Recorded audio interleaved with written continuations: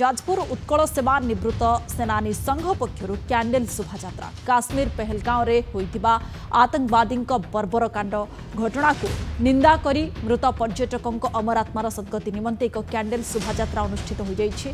आक्रमण में प्राण हराइथिबा व्यक्ति को श्रद्धांजलि उद्देश्य अनुष्ठित होइतिबा ए कैंडल शोभायात्रा जाजपुर बिजू पट्टनायक इंडोर स्टाडियम रो बाहरी सहर परिक्रमा करी जाजपुर जिलापाल कार्यालय में पहुंचीथिला। ए शोभायात्रा रे सेनानी संघर बहु कर्मकर्ता सामिल हुई आतंकवादी आक्रमण को दृढ़ निंदा करथिले। आगामी दिन में आतंकवादी को दमन करबा पई केंद्र सरकार पदक्षेप नेबाकू जाजपुर उत्कल सेवा निवृत्त सेनानी संघ पक्षर दाबी करा जाइछि।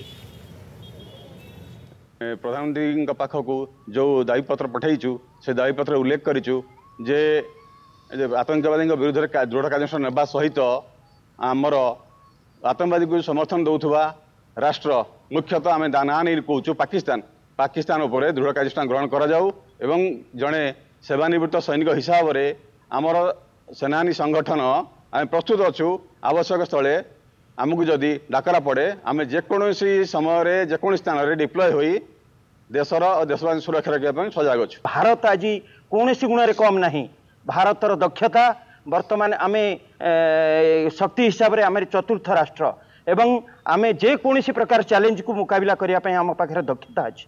तेणु प्रधानमंत्री को आम नवेदन करुचु से निर्णायक एक्शन नियंतु जाफल कि रक्तपात आ सही हेबनी एवं एभली एक्शन नियंतु जहाँकि सबुदिन जम्मू काश्मीर एवं आम देश में टेररिज्म ना बोली निशान रहिबो नाही।